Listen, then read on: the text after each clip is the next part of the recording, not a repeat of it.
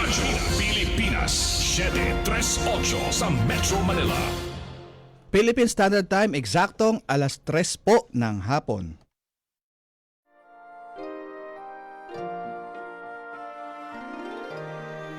Hello po, ito po si Senator Richard Gordon. At ako po ay nagbabati sa inyo ng isang magandang araw at magandang taon araw-araw. At sabihin ko lang po sa inyo, ito ay sa ngalan ng buong Red Cross, Board of Governors at ang Secretary General na si Lisa Zavalla na tumatangkilik sa mga ginagawa ngayon ni Cora, Alma na magkaroon tayo ng kalinga para sa bagong buhay, para sa bagong pagkakataon. At hatid po ito ng Red Cross sa Radyo Pilipinas. Tangkilingin po nyo para marami tayong mapulot na makakatulong sa buhay ninyo. Mabuhay ang Pilipino. Mabuhay po kayo. God bless you. We all love you.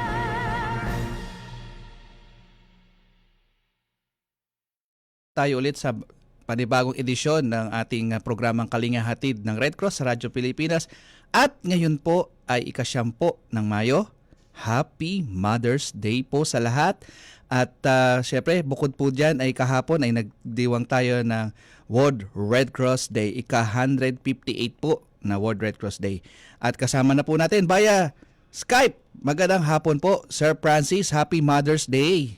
Lalo na po kay Nanay. Okay, talaga naman. Magandang hapon, Edison. At gusto man kitang batiin ng Happy Mother's Day, father ka, no? Pero kasama tayong lahat at sa lahat ng mga nanay sa buong mundo, Happy Mother's Day. At napakagandang pagkakataon ang pagdiriwang natin ng Happy Mother's Day sapagkat pinagdiriwang din natin kahapon ang World Red Cross and Red Crescent Day o IFRC at ICRC. At malalaman natin sa pamagitan ng ating mga featured guests for today, ang tie-up natin with the ICRC and the IFRC.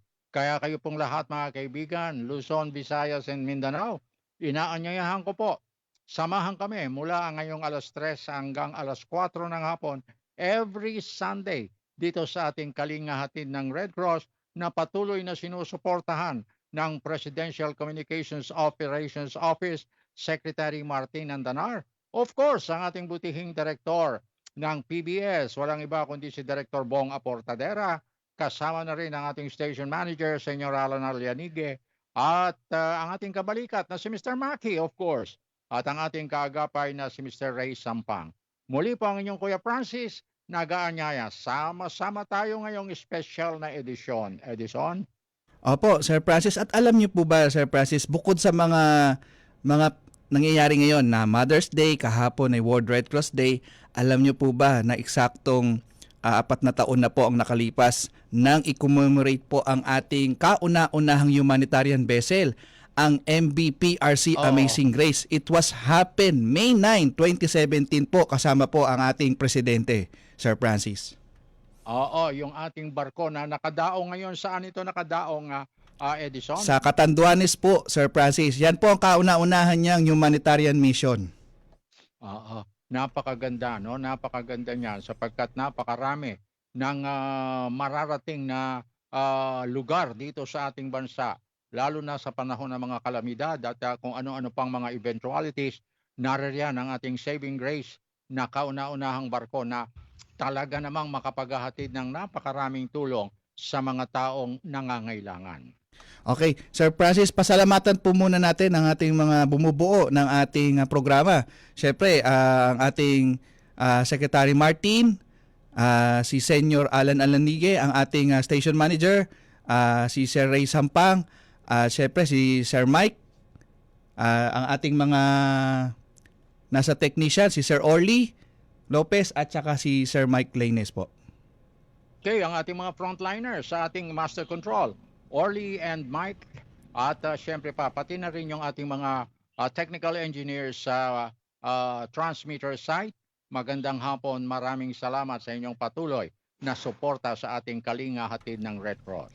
Okay, Sir Francis, at tayo magsimula na habang kasi meron tayo dapat ipi-play na video galing sa ating butihing chairman para sa ating World Red Cross Day. Siguro maya-maya ng konti at simulan na po natin ang ating talakayan. Nandyan na po sa ating via Zoom si Ma'am Cora. Magandang hapon. Magandang hapon, Governor Cora. Happy Mother's Day. Thank you very much. Actually, very successful earlier yung sa Lincoln Yes, Action yes. ay Chairman Gordon invited us dahil for the success kahapon ng World Red Cross and Red Crescent Day. At napakaganda ng naging programa, lalo na yung talumpati speech na dineliver ni Secretary of Foreign Affairs. Um, naniniwala ako na alam niya yung nangyayari ngayon sa Red Cross worldwide, and therefore maganda yung kanyang mga sinabi doon. Okay. So ako'y nakasubaybay kanina, Governor Cora, at natutuwa ako sapagkat first time eye to eye kayo ni Chairman Gordon sa kanyang programa, at nakita ko na talaga namang nailarawan ng husto ninyo ang kahalagahan at mga gampanin ng Red Cross bilang auxiliary to the government. Correct ka dyan, no? Kaya handon lahat yung mga bumubuo ng tumulong sa pagtatayo ng molecular laboratory, si dating Secretary of Health, Pauline, at si si Dr. Catley was there, Opo, and sis also is representing ICRC. ICRC, si Mr. Villena, and of course our Secretary General ay nandoon din. Kaya mahalaga ang naging talakayan kanina at tumaasa ko na maraming tao ang nakapanood at naunawaan kung anong papel na ginagampanan ng Red Cross. At itong ating palatuntunan ng Governor Cora, kalinga hatid ng Red Cross. Sa pangunguna mo nga, sabi nga ni Chairman Gordon, ang ginagawa ni Cora Alma de Leon na kalinga ay talaga namang bilang napakalaking suporta nito sa programa ng ating Philippine Red Cross, sapagkat to the grassroots na kararating ang kapaliwanagan kung gaano kahalaga ang mga gampanin ng ating Philippine Red Cross. Congratulations, Governor. Thank you very much. At saka ngayon naman ay panauhin na yata natin yung bumubuo ng IFRC at saka ICRC. Magandang may paliwanag nila kung anong papel ng ginagampanan ng Red Cross sa worldwide movement na ito. Opo. Okay, Edison, pakilala mo na ang ating mga distinguished guest, ang mga ikangay head of delegation. Opo, nasa Zoom na po ba natin yung ang mga guests? Okay.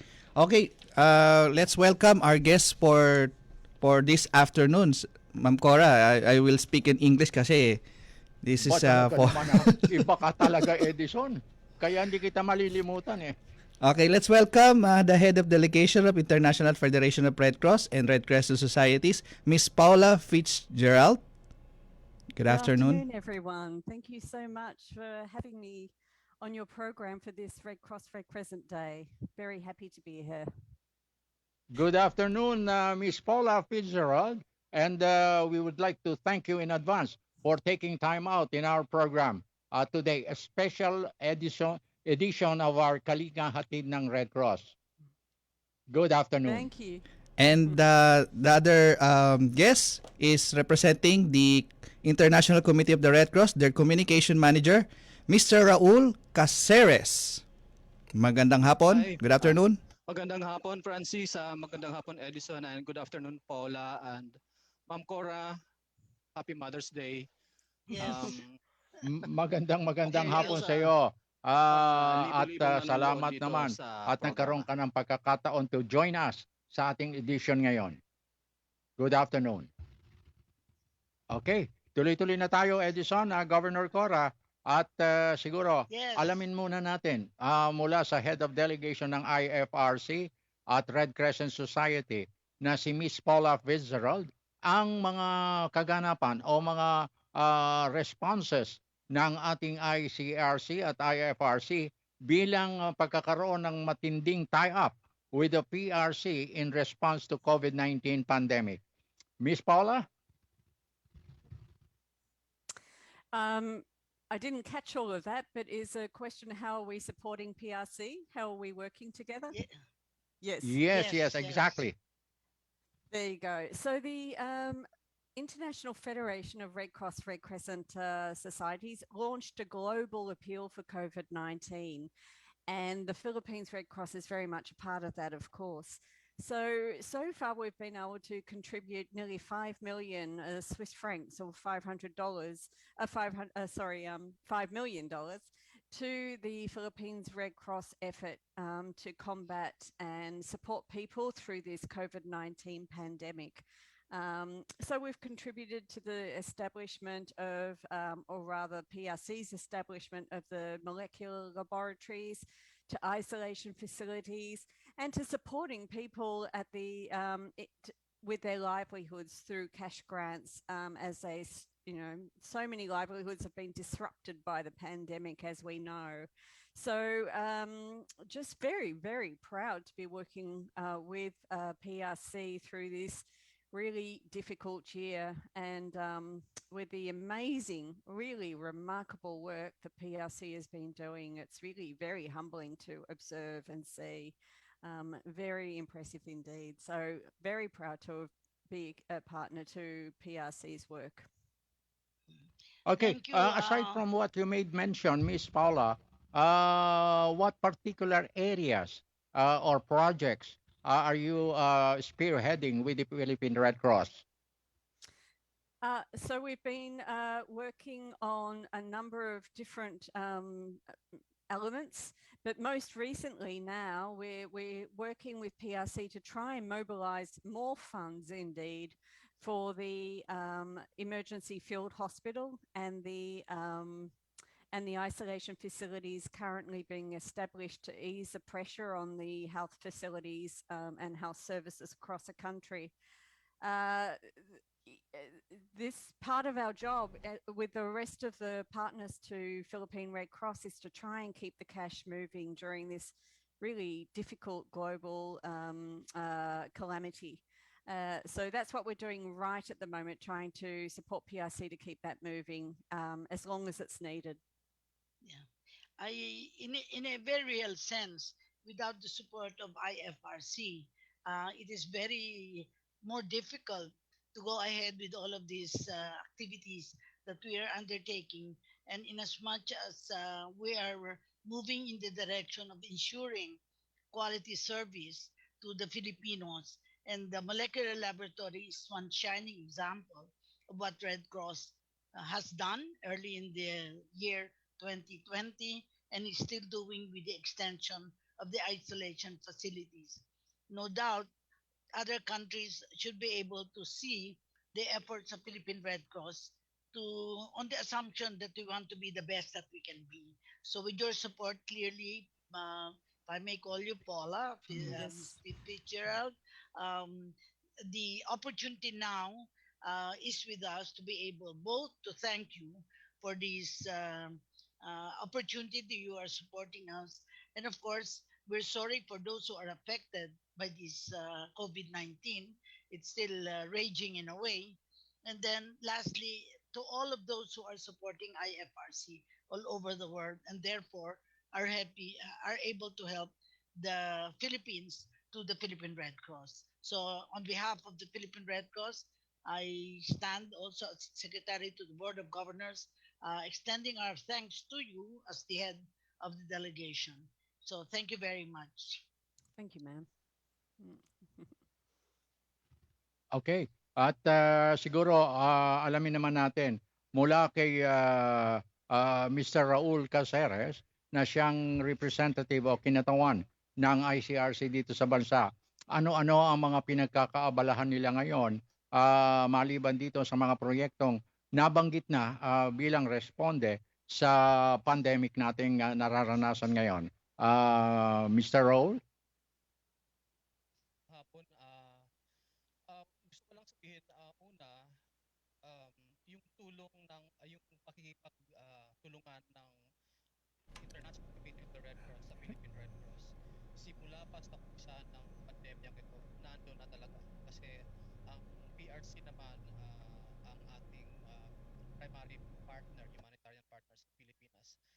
Kung titignan natin, yung sa parehas na tulong. Sir Raul, medyo mahina po yung audio nyo, sir. Medyo pakilakasan po yung audio nyo, sir. At hindi natin kayo marinig, sir. Wow, I was just testing it. Okay, sandali lang. Um, let me increase it. Ayan. How about that? Okay na. Okay, thank you. Tinest ko siya kanina and then ganyan talaga, no? Okay. So lalakasan lang natin um ang pinagkaabalan talaga ng ICRC or International Committee of the Red Cross ay siyempre yung gobyerno may sarili naman siyang response. Pero sa ICRC tinignan yung mga vulnerable populations or segments of the population na pag nagkaroon ng COVID ay tiyak na delikado yung mga taong nandun. Isang example yung places of detention, no? Ah, kasi pag nagkaroon ng COVID diyan, maraming tao sa isang detention facility, may overcrowding tayo. So mahirap kaya doon tumutok ang ICRC in cooperation with the detention authorities, no? So isa 'yon sa unang tinutukan ng International Committee of the Red Cross. Again, dito kasama natin ang Philippine Red Cross. Then the other part of what we did is to provide assistance to hospitals in Mindanao that serve conflict-affected areas there, no? So we provided assistance in establishing yung paglalagay ng isolation facilities at mga iba-iba pang mga medical supplies para sa mga hospital na to so that makatugon sila sa pangangailangan ng mga tao dun sa pagpigil sa pagkalat ng COVID o kaya naman ay yung testing at treatment ng COVID. Meron pa akong ikwento mamaya pero hinto ko muna dito, balik muna sa inyo para ituloy lang muna natin ang kwento. But I would be able to provide a bit more detail later sa ating talakayan. Back to you, Francis and Ma'am Cora. We will be Yes. expecting you again, Go ahead. yes, Mr. Raul. Okay, Governor. Yes, I wanted to ask Paula, Miss Fitzgerald, where was she posted before, and how did she find getting posted to the Philippines as a change of assignment? Miss Fitzgerald, it might put you in a bind, but I'm having been also Secretary General of Philippine Red Cross way back in 2006 to 2009. I find it very important to get to know the public, to get to know who are the delegates to the Philippines of these international organizations. Where are you from, and where were you posted before coming to the Philippines? Thank you, That's Matt. really more on a personal note. Yeah, no, thank Go you, ahead. Ma'am Corazon. I'm an Australian and I'm currently in Melbourne, Australia, Right now. at the moment. Yeah. I haven't been able to travel yet to the Philippines, but my very first mission with Federation was in the Philippines in 2009 during the Typhoon Katsana. And from there, I went on to Haiti for the earthquake response. Then I went to Afghanistan, then to South Sudan, and finally Syria. And now I'm back in the Philippines. So I would have to say that the thing that has that struck me about the Philippines Red Cross when I was here in 2009, and this time, though I'm virtual from Australia, is the incredible capacity to mobilize around an idea, around a problem, and address it head on and very quickly and very effectively with indeed the incredible community action of the volunteers and the collaboration with the LGUs through the chapters across the country. It really is just really something very special, I think. So, and we've seen with the COVID response that Philippines Red Cross has also displayed a lot of courage to go into areas it's not worked in before, such as molecular laboratories. But the decision is made that this is where there is a huge need. And Philippines Red Cross, I have to say, always seems to step forward into a problem, not back away from it. So this is what I've noticed, and this is something that keeps me very much interested in what Philippines Red Cross will do next. Thank you very much for that feedback. But I also wish to share that when we look at Australia, we look at it as it has the modernity of America and the ambience of Europe, the cultural development in Europe. At the same time, having had the opportunity to, of course, visit Australia, there's a very strong partnership between the Philippines and Australia, because many Filipinos have in fact migrated to Australia and more recently also to New Zealand. I am sure that you are familiar with the number of Filipinos there in Melbourne, and although you have traveled, it's amazing that you have gone to countries far more difficult than the situation. It's almost like you're on rest and recreation mode in the Philippines, although because of the war-torn countries that you have been. But suffice it to say that we believe that your energy, having come from those countries, augurs well for the Philippine Red Cross. So congratulations for coming over and facing the challenges you will now face with the Philippine Red Cross. You are now facing. Thank you, madam. Sir Francis.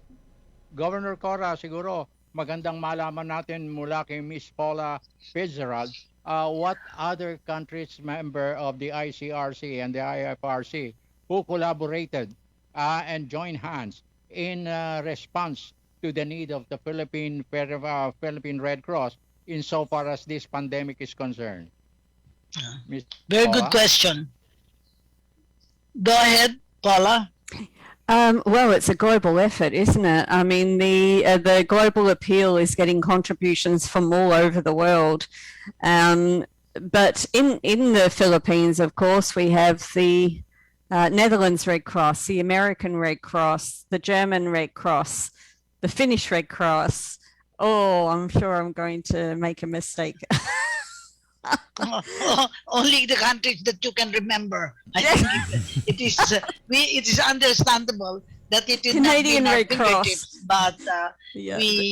That question is loaded in terms of expecting you to have the memory of knowing all of this. But suffice it to say that those big countries that are really have been helping the Philippines are really great European countries, in fact, and I've been supporting the Philippine Red Cross way back since even when I was Secretary General in 2006 to 2009. And I remember you said you came 2009. What month did you come? 2009 for just a visit?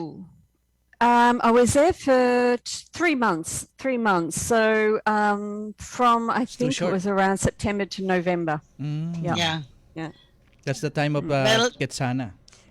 That is why I was not able to meet you, because I left I think I left in April of 2009. But now there is an opportunity to meet you now in my capacity now as Secretary to the Board and Governor of Red Cross.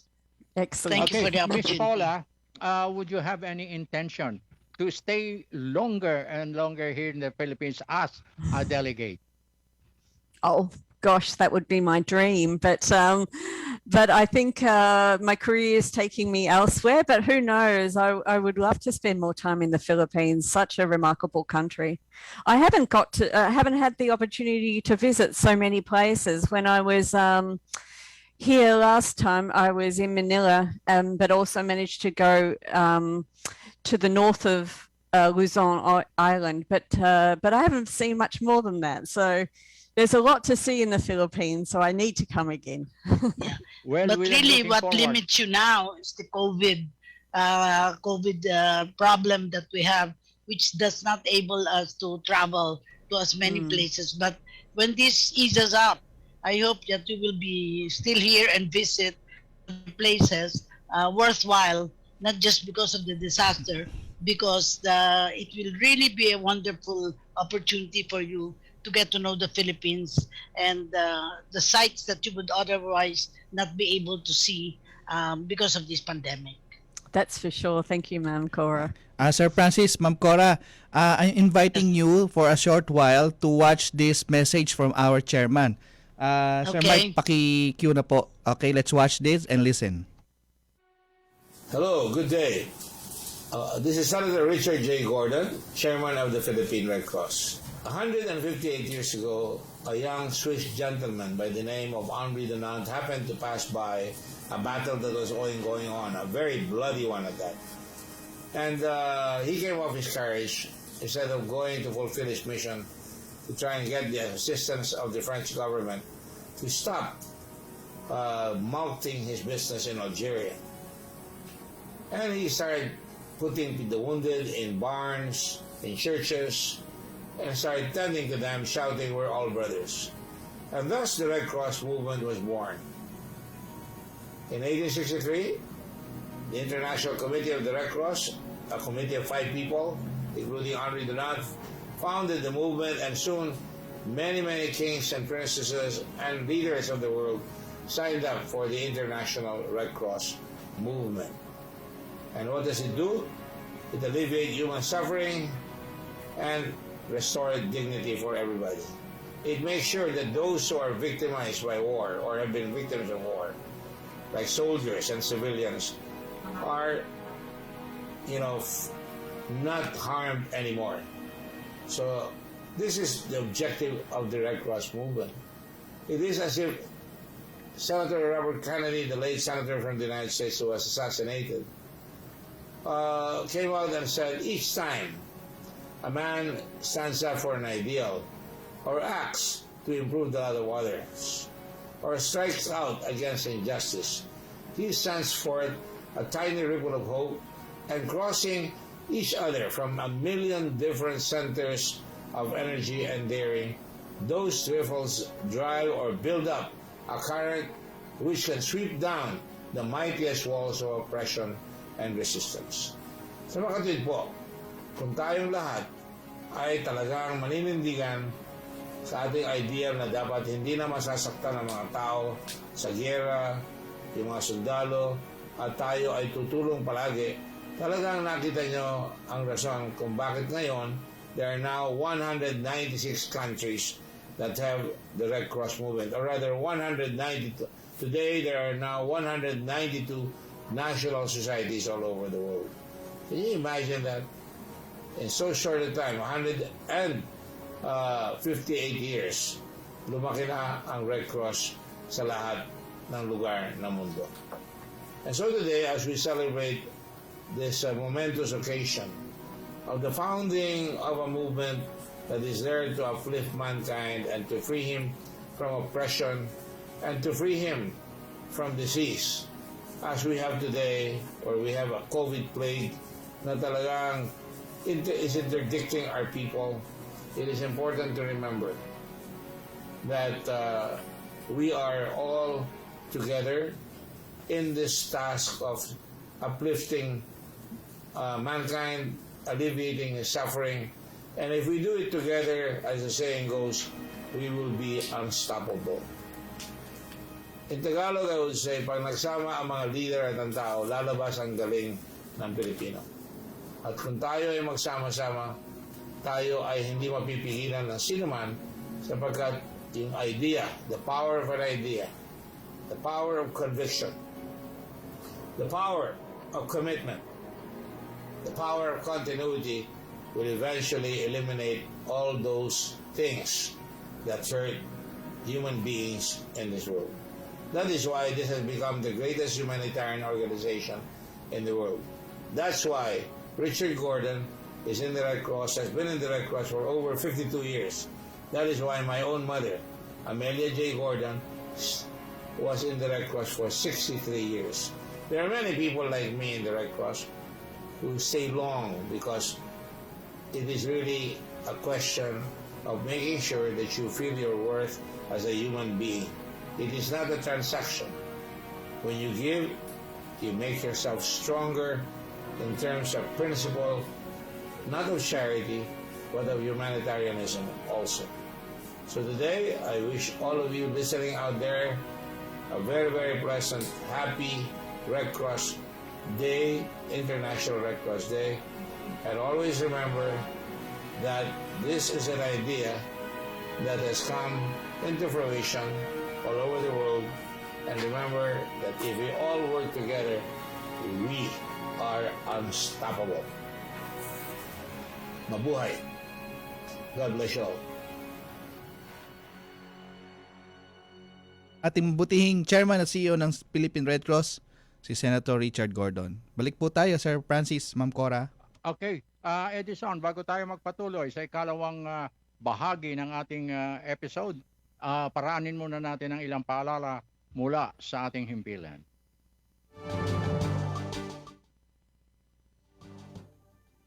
Commercial break. Gisingin ang umaga sa mga impormasyong kumakalabong. Simulan natin mga brada ang ating umaga na siksik sa balita. Balita. Sumakay sa maagang pasada ng inipong malakihang balita. Binawin po ni Pangulong Rodrigo Duterte ang pasya ng COVID-19. Ang dahilan ng pagtaas ng mahigit sa AstraZeneca vaccine, dumating na po. Ronda Pilipinas. Maagang nag-iikuhara sa istoryang tumadagundong. Ronda Pilipinas ni Lawrence Tanhoco. Alas 6 ng umaga, Lunes hanggang Biyernes. Dito sa Radyo Pilipinas. 738 AM. Nanay, kahit ang bibig mo'y mas malakas paminsan sa max volume ng radyo, parang sampaya naman sa haba ang pasensya mo. Ikaw ang ilaw ng tahanan na di mapapalitan kailanman. Sing-init ng sabaw ang pagmamahal mo. Mas best ka pa sa bistek na paborito ko. Ikaw ang liwanag na aming gabay at ang plantsyang tagatuwid tuwing may gusot sa bahay. Isang pagbati sa lahat ng the best nanay at nanay-nanayan mula sa Philippine Broadcasting Service at Radyo Pilipinas.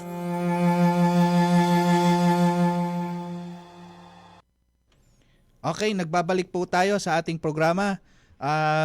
Sir Mike, okay na po ba yung sa yung isa-isa nating message na galing po sa ICRC, ang head of delegation ng ICRC na si Sir Boris Mitchell.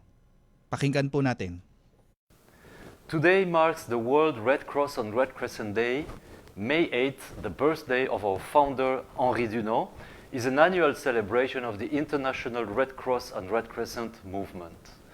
Drawing on over 150 years of humanitarian action, the Red Cross and Red Crescent movement is committed to providing relevant and timely service to vulnerable communities now and into the future through its global and independent network of millions of staff and volunteers.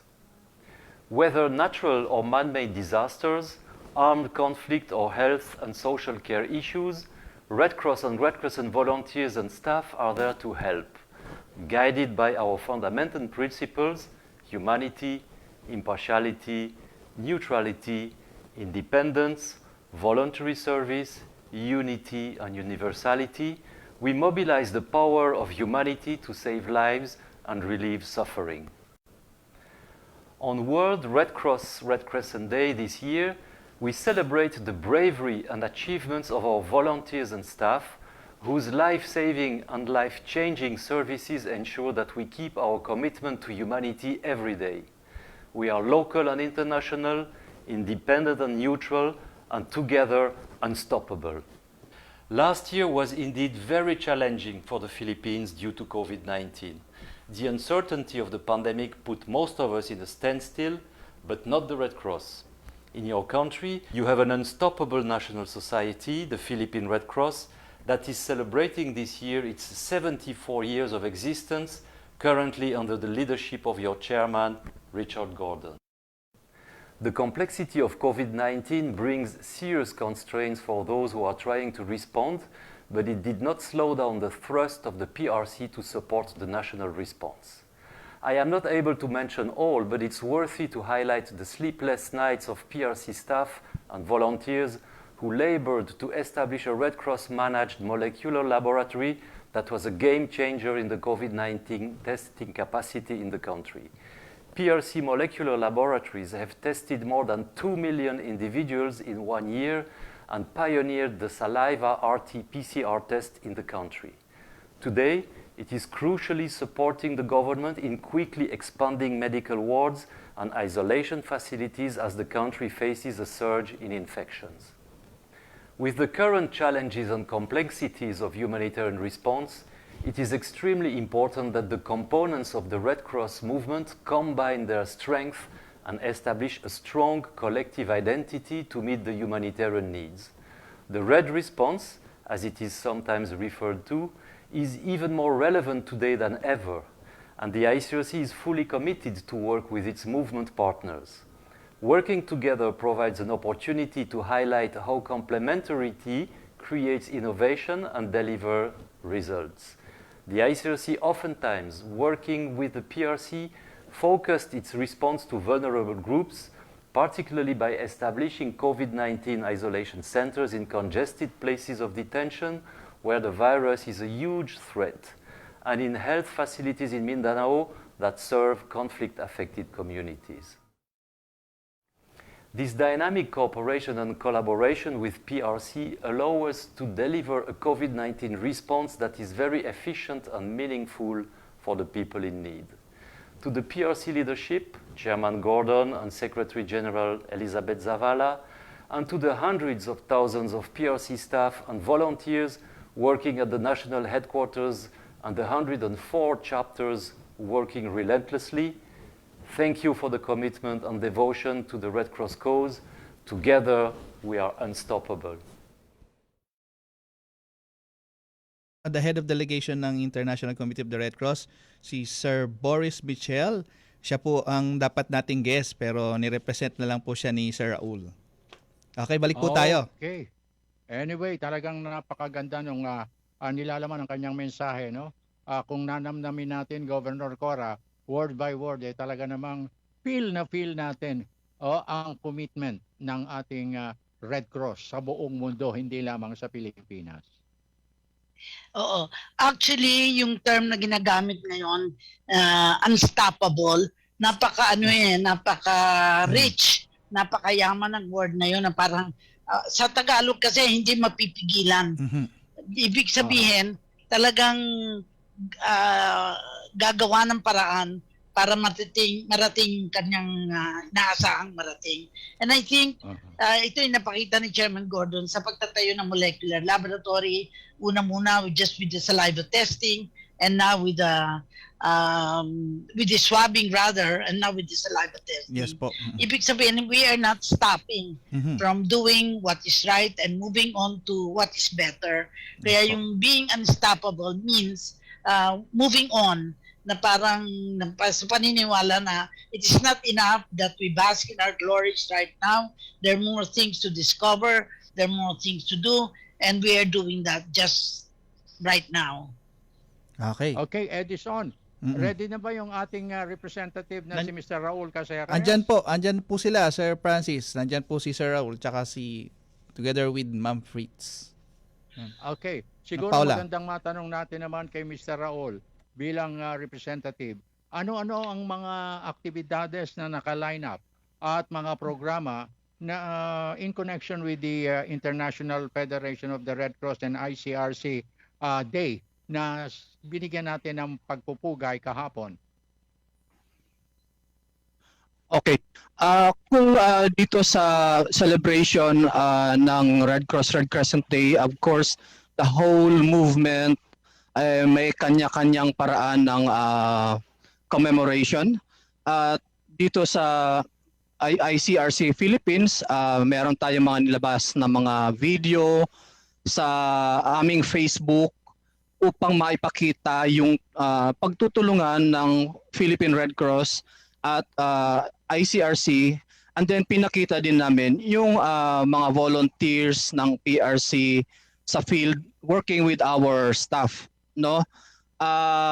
pinapakita natin dito, makikita nyo sa mga video na unstoppable din itong partnership na to, kasi kahit malalayong lugar, yung tayo na lang ang Philippine Red Cross and the ICRC, tayo na lang ang nakakapunta doon.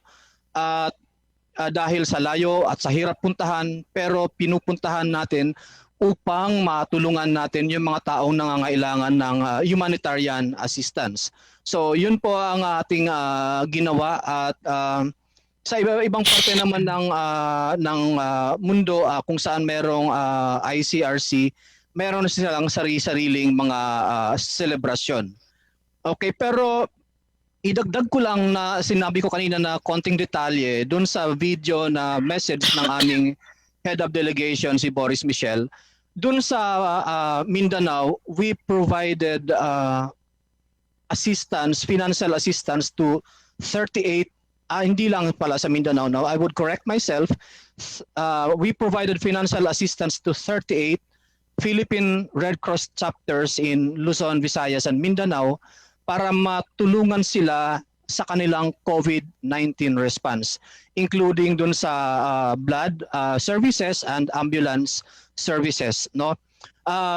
Pagdating naman dun sa Mindanao, 5 PRC, I'm looking at my screen, so medyo tumitingin ako sa taas, no? 5 PRC chapters in the BARM benefited from financial assistance para matulungan ang kanilang local health systems, no, na makarespond kung sakali magkaroon ng COVID sa kanilang lugar. So ito, mga PPE, hygiene kits, community and hospital quarantine areas, at tumulong din ang ICRC sa pag-establish ng molecular testing, COVID-19 molecular testing laboratory sa Zamboanga City. Yeah, sa Zamboanga. No? So, yan yung masasabi kong konkreto na proyekto, pagtutulungan ng ICRC at ng Philippine Red Cross dito sa COVID-19 response. Yes. Kung bibigyan nyo pa ako ng ilang sandali, I would like to gusto ko sanang ikwento yung isang yung tungkol sa unstoppable. Can I do it? Yes, go ahead po, Sir Raul. Go ahead. Okay, I will speak in English para for Paula also to be able to have an appreciation of this response. In 2020, at the onset of the COVID-19 pandemic, all the flights were canceled, no? And so this was as a result of quarantine, so that the spread of COVID-19 would be stopped, no, would be prevented. So there were no flights, walang eroplano, and yet we needed to deliver services in Mindanao, and then nagkaroon ng konting outbreak in Cebu. So what do? We need to be out there, but there are no flights. So ICRC worked with an NGO business consisting of business organizations, and we were able, through their help, we were able to charter plane, so that these flights were able to provide human power, supplies, and also relief kung magkaroon ng relyebo dun sa mga taong kailangang pahinga because masyado na silang babad sa COVID. So at one point, that plane, ICRC chartered plane, was the only plane flying in Philippine airspace. No, so ganoon ang effort. And pagdating din naman kasi ang pinuntahan na area is Mandaue at Cebu, nandun na naman yung PRC para sumalo at para tumulong sa gawain na kailangan gawin dun sa detention facility. And so for me, this really illustrates the spirit of being unstoppable. You find ways na kung baga sa iba wala na, pero tayo mahanap tayo ng paraan. Kasi kung hihinto rin tayo, kawawa naman yung mga taong nangangailangan ng tulong natin. And for me, for the ICRC, that is our view of the Philippine Red Cross din, no? Ma'am Cora, talagang hangang-hangang kami sa Philippine Red Cross, lalo na yung mga sinabi nga ni Boris Michel, ang aming head of delegation, the sleepless nights, the tireless nights trying to set up, yung mga testing facilities. Yung Kaya hangang-hanga kami doon. So I would stop there, but I hope I was able to demonstrate or have a illustration of what we did with the Philippine Red Cross para dito sa COVID-19 response. Back to you, Okay. Francis and Edson. Okay, Mr. Raul, bilang Communications Manager ng International Committee on the Red Cross, of course, with all these successes you made mention and in your efforts, what challenges have you encountered during this pandemic? Unang-una, the challenges is una, for example, PPE. Siyempre, wala namang mga ganong karaming kailangan na PPE nun. And then biglang kailangan mong magbigay ng mga masks, yung mga gown, I don't know, I forget the exact term. But for the PPEs, nagkaroon ngayon ng massive demand globally. And so ICRC also had the challenge, saan tayo kukuha ng mga PPE? And including also when we were trying to establish, along with the detention authorities, the Bureau of Jail Management and Penology, yung isolation centers for COVID-19, kailangan natin maglagay ng mga supplies doon. Kaso nga nagkaroon tayo ng mga lockdowns. So for us, ito yung mga primary challenge. Pangalawa, aside from the the supply side, the problem of transporting. For example, galing sa Manila yung PPE, papadala mo sa Mindanao. Wala nang mga flights, no?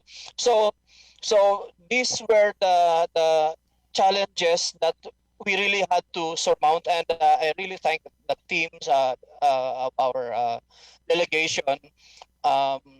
Yung logistics team, hindi sila masyadong nabibigyan ng credit. Pero kung wala yung logistics team, walang gagalaw na mga supplies and materials, right? So maraming salamat sa kanila. And I think sa Philippine Red Cross is also the same, yung mga people na hindi humarap sa maraming tao, but quietly sila yung nagka-transport ng mga supply and materials. Pangalawa, of course, your personal health. Nung lumalabas pa lang itong COVID, hindi natin alam kung ano ito, no? And yet we had to go out. PRC had to go out, the staff and volunteers, to serve the people, those who were in need. Isa yun sa pinakamalaking challenge, yung haharapin mo ba yung uncertainty of this health problem na hindi mo kilala, pero kailangan mo pa rin lumabas. So maraming salamat dun sa mga taong hindi nagpatakot. They were not overcome by fear, but rather by the desire to serve, so that despite the health risks associated with doing work in these circumstances, nasa labas pa rin. Makikita natin Philippine Red Cross dun sa mga areas of operation sa ICRC. Nandun din yung mga staff namin, iniintindi, natatakot pa rin dito sa COVID-19, pero ino-overcome yung takot na yun para makapagsilbi. I think I would stop there, at I think yun ang pinakamalalaking challenges noon, and maybe to some extent hanggang ngayon pa rin, nandun pa rin yung uncertainty about this health issue. Paano kung magkasakit ka habang nagsiserve ka as a humanitarian worker, as a Red Cross worker and volunteer. Okay. On that note, Governor Cora, gusto ko lang i-share talaga namang, na much to our desire, ako ay isang COVID-19 survivor, no? And because of that, afraid of a repeat of that, I have committed myself to just be on radio via Zoom, different radio programs, particularly here every Sunday namin ay itong Kalinga mula sa Red Cross. We're able to carry out the task of providing information to many areas, to other chapters, and like today, inviting you, IFRC and ICRC, because the communication program is key to enabling people to understand how Red Cross is, and of course, all the Red Crescent societies are now unstoppable, continues to be unstoppable. Long before time pa ni Henry Dunant, you cannot stop him from doing what he did, and we are now following all, in a way, all his footsteps. Kaya to my mind, your story is really a story of how we can be unstoppable. Maraming salamat. Okay. Sir Francis. Okay, at hinga na lang natin ang mensahe ang ating mga distinguished guests sa pangunguna ni Miss Paula Fitzgerald, ang ating delegate, head of delegation ng ating Philippine Red Cross, Crescent Society at IFRC. Miss Paula, your message? Hi, Ma'am Paula. I think the message of together we are unstoppable is the message I want to reinforce. It really is, we're all in it together during this period, and let's keep together. Thank you. Thank you very much, Miss Paula Fitzgerald, Head of Delegation, IFRC and RC Societies, for your time with us. And of course, Mr. Raul Caceres, your final message to our listening public. Yes, maraming salamat, and for us really unstoppable also means let's not stop now, no? Ipagpatuloy, let's continue this dynamic working relationship, between ICRC, the Philippine Red Cross and the IFRC here, because together we're able to do more rather than isa-isa lang tayo. Siyempre, mas kukonti ang ating re-reach. Now, but together, that's why it's called a movement. Let us not stop working together to help those who are most in need. That would be the message, at maraming salamat po. Okay, and finally, ang ating butihing Governor Cora Alma de Leon sa kanyang mensahe sa sambayanan kaugnay ng ating episode ngayon. Governor Cora.